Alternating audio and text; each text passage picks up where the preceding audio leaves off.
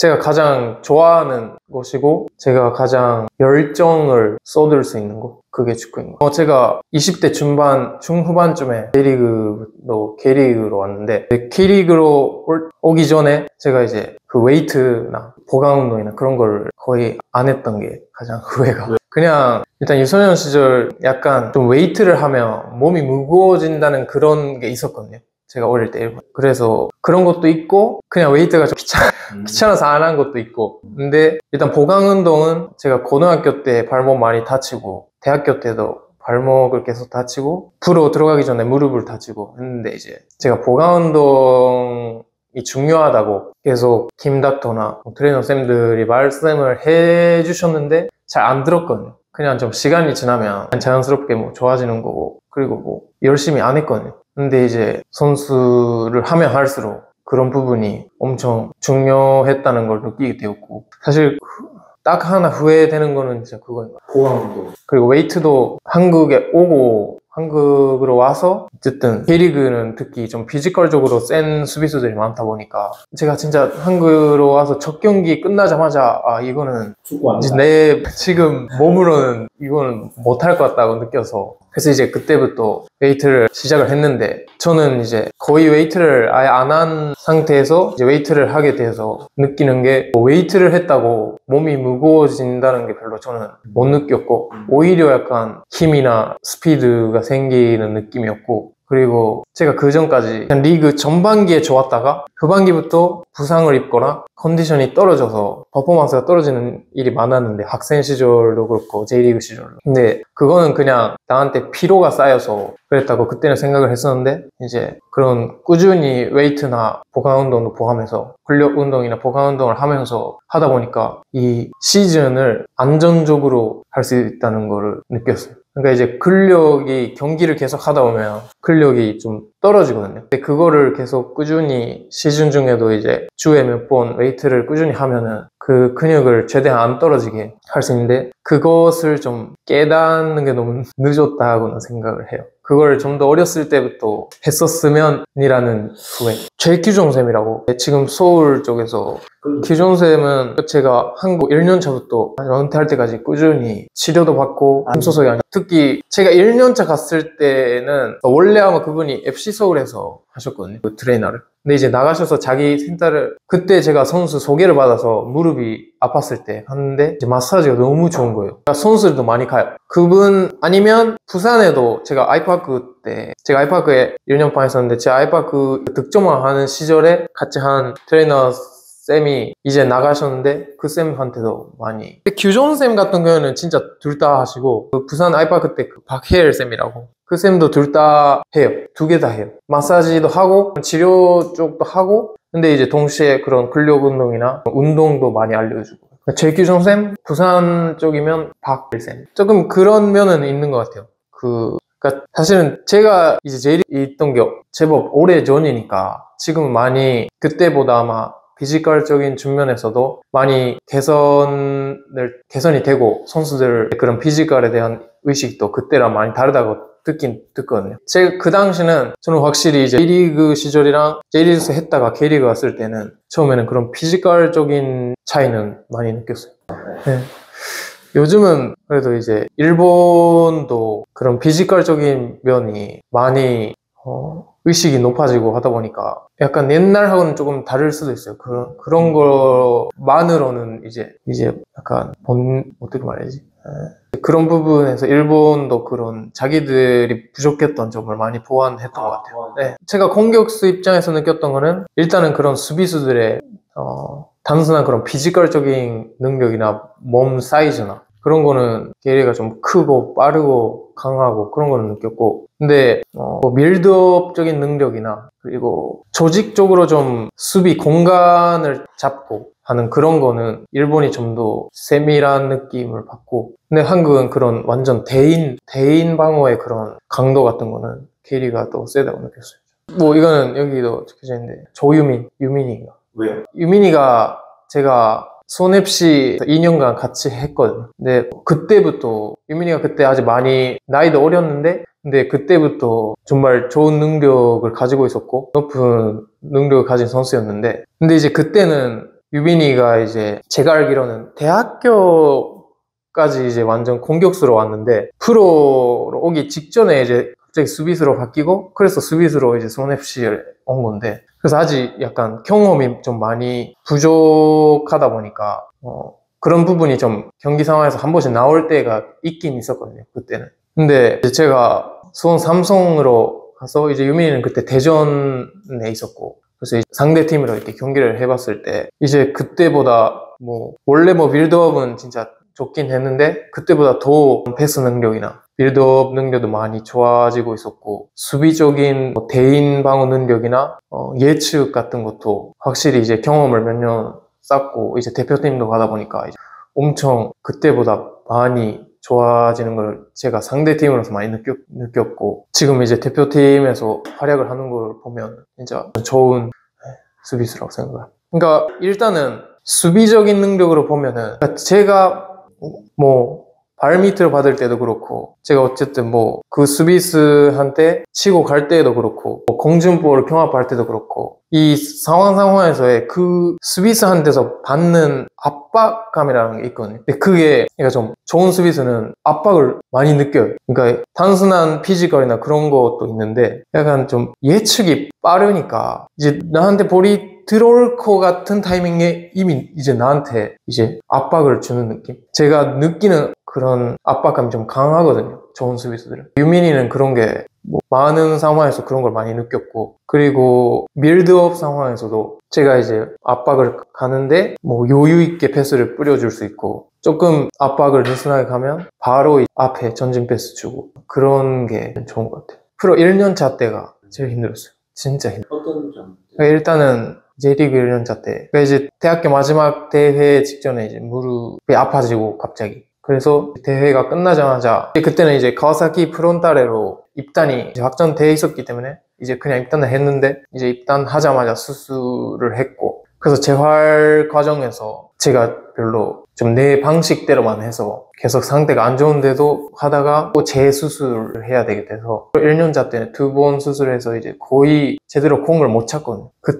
그때는 못 잡고 있었던 것 같은데 그때 진짜 아직도 진짜 생생히 기억이 날 정도로 거의 맨날 울었거든요, 방에서 혼자. 그래서 진짜 그 1년차 때가 가장 힘들었던 것 같아요. 아까 했던 노력 얘기랑 좀 비슷하게 되는데 그러니까 예를 들면 술 먹고 잠도 잘 안 자고 놀면서도 근데 재능을 가지고 나는 애들은 잘하거든요, 그냥. 근데 이제 그때는 좋아도 결과가 나오니까. 근데 이제 본인이 그러면은 나는 이렇게 해도 될 놈이라고 생각을 해버린다고 저는 생각하거든요. 그러니까 오히려 저는 그런 경험은 그 짧은 기간을 봤을 때는 그게 성공적으로 보일 수도 있는데 이게 길게 봤을 때는 긴 눈으로 봤을 때는 이때 이런 좋은 경험 때문에 이제 그 방식을 못 바꾸는 선수들을 좀 많이 보긴 했던 것 같아요. 그러니까 이제 아무리 먹는 거나 자기 관리나 이런 게 좋다 주변에서 말을 해도 나는 이 방식대로 잘해왔다는 것 때문에 그거를 약간 받아들이지 못하고 약간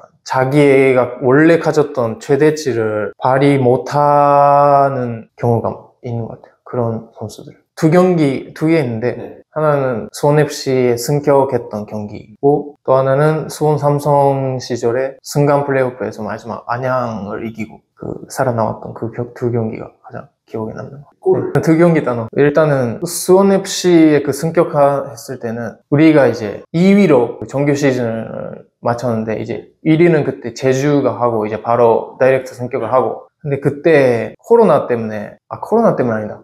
김청 산무가 이제 그 다음 시즌부터 2부에서 하는 게 이제 미리 결정된 시즌이었거든요. 그러니까 이제 승강 플레이오프가 없었어요. 2부 팀에서 이제 승격 플레이오프로 이긴 팀이 바로 승격을 하는 시즌이었거든요.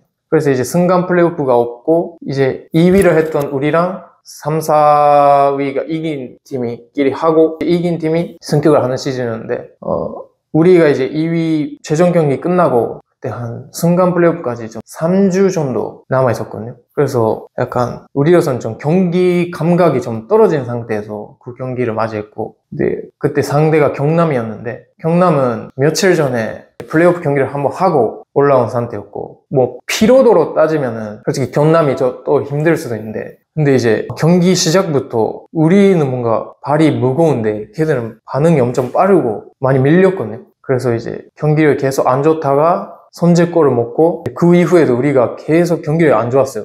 90분 내내. 그래서 그때 경남이 3위인가 4위를 했는데 2위인 우리랑 승점 차이가 많이 났었거든요. 근데 와 진짜 이런 식으로 이렇게 1년 열심히 했는데 이렇게 성격을 놓치나? 솔직히 경기를 하면서 저는 생각을 하고 있었어요, 진짜. 근데 진짜 마지막에 우리한테 페널티킥이 주어졌고, 그래서 뭐 우리가 그리고 제가 그거를 넣고 1대1로 돼서 이제 순위가 우리가 위에니까 그래서 우리가 승격을 하게 됐는데 그때 그 PK가 사실 저의 선수 캐리어에서 가장 중요했던 골인 것 같아요. 그게.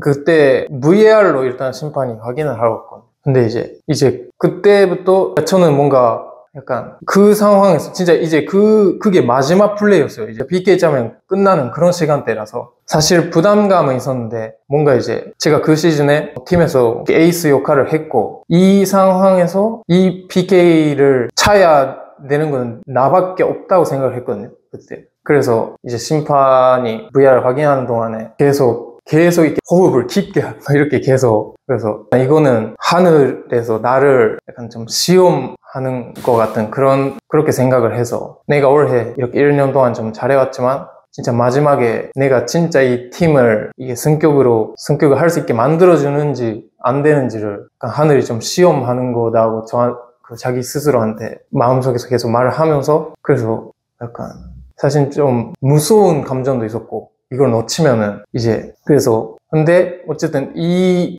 상황에서 이 PK를 잘 차야 되는 건 나밖에 없고 그리고 뭔가 조금 기쁜 마음도 있었어요. 내가 이 중요한 PK를 찰 수 있는 선수가 될 수 있었다는 그런 기쁨도 있었고 그래서 이제 책임을 다해야 된다고 생각을 했고 그래서 진짜 엄청 집중하고 있었던 것 같아요. 그때 저 방향 정했어요. 원래? 네. 보고 차는 스타일은 네. 많이 아니시고 네. 요즘 보고 차는 사람 많잖아요. 네. 아시죠? 보통 그럼 인사이드로 차세요? 아니면 그냥 인스텝으로 차시는 거예요? 약간 그 중간?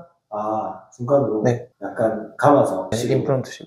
그럼 이쪽으로 선호하는 방향이 있어요?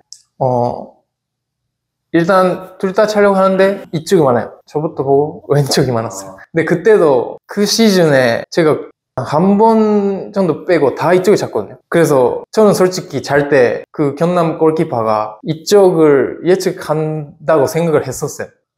해도 난 네, 그래서 처음에 반대를 찰까라는 생각이 들었는데 근데 어쨌든 가장 자신 있는 방향이 이쪽이었고 내가 제대로 차면 절대 못 막는다고 생각을 했거든요. 그래서 찼어요, 이쪽. 깔아서 떠서 가는 중간으로? 약간 조금 중간 위에 정도. 근데 방향 예측했어요? 예측했어요. 했어요? 그럼 파네카 이런 거 중간으로 차고 그런 건 잘 안 하세요? 파넨카는 해본 적이 없어요. 약간 한 번 해보는 게 하나의 꿈이라 해야 되나? 한 번 정도는 해보고 싶다고 생각을 했었는데 결국 안 했어요. 한 번도 안 했어요. 아까 두 번째? 예. 그리고 수원 삼성 그 시절은 그 해에 제가 여름에 수원 삼성으로 이적을 했는데 이제 그때 수원 삼성이 엄청 강등권에 있었고 그래서 저는 부산 라이프 여름에 수원 삼성으로 이적을 했는데 사실은 수원 FC에서 저는 원래 강원으로 이적을 할 예정이었거든요. 근데 그 무릎 때문에 메디컬 테스트에서 떨어져서 그래서 그런 상황에서 부산 라이프를 가게 되었고 그것 덕분에 제가 뭐 2년 연속 득점왕을 받을 수 있었고 하긴 했는데 근데 저는 이제 일부에서 하고 싶은 마음이 강했고 그리고 그렇게 2년 동안 어쨌든 무릎에 통증이 별로 안 나면서 축구를 할 수 있긴 있었는데 근데 저만이 느끼는 무릎이 조금씩 안 좋아지고 있는 느낌이 있었거든요. 그러니까 저는 진짜 뭐 6개월, 1년이라도 빨리 일부에서 하고 싶었고 그래서 사실 그 수원 삼성으로 여름에 이적하는 해는 시즌 초반부터 조금 무릎이 안 좋긴 했어요. 그래서 그 전해나 그 전전해에 비해서는 제가 뭔가 자기 스스로 느끼는 자신감 같은 거는 조금 두려움도 있었거든요. 제가 과연 지금 상태에서 일부에 가서 잘할 수 있을까라는 불안감은 있었는데 그래도 어쨌든 조금이라도 빨리 일부에서 도전을 해야 된다고 생각을 해서 그 해 여름에 타이밍이 맞아서 수원 삼성으로 이적을 하게 됐는데 어쨌든 제가 그런 상황에서 수원 삼성에 갔으니까 저는 이제 팀의 강등을 막아야 된다고 생각을 했고 그래서 정말 그 순간 플레이오프는 정말 좀 간절했던 경기였고, 그 경기에서는 이기재 코너킥을 제가 헤딩으로 선제골을 넣었어요. 선제골, 네. 결승골 끝나는 아니요, 선제골 넣고 동점골 먹고, 그래서 연장전 갔다가 마지막에 그 오형규 있죠, 형규가 마지막에 그 결승골 넣고 우리가 살아남았어요. 제가 축구 선수를 끝나고 가장 하고 싶은 일을 생각을 해봤을 때는 확실히 지도자가 먼저 생각이 났고, 그래서 지도자 준비를 하면서 제가 올해 최근에 레슨을 시작을 했는데, 이제 레슨도 어떻게 보면 지도자라고 생각을 하거든요. 그 선수를 지도한다는 부분으로 따지면. 그래서 이제 제가 일단은 그 선수를 이해를 하고 그 선수의 장점을 살리면서도 동시에 약간 보완점도 같이 보완을 해주면서 그렇게 선수가 가진 그런 능력을 최대한으로 발휘할 수 있게 해주는 그런 지도자가 되고 싶어요. 지금 제가 부산 지역에서 축구 레슨을 시작을 했고, 뭐 지금 초등학생부터 시작을 하고 이제 일반 성인분들까지 다양하게 지금 레슨을 하고 있는 상황이고, 장소는 동대 아니면 기장 쪽에서 진행될 경우가 많고요. 그리고 레슨에 대한 자세한 문의는 저의 인스타 DM이나 카카오톡에 주시면 감사하겠습니다. 선수 개개인의 특징을 살려서 실전 상황에 맞는 기술이나 움직임, 판단력을 레슨해드리겠습니다. 네, 안녕하세요. 저는 작년까지 축구를 했었고, 지금 이름 말해야죠. 네, 안녕하세요. 저는 안병준이라고 합니다. 작년까지 축구 선수를 했었고, 지금은 이제 은퇴를 해서 부산 지역에서 축구 개인 레슨을 하고 있습니다. 수고하셨습니다. 네. 고맙습니다.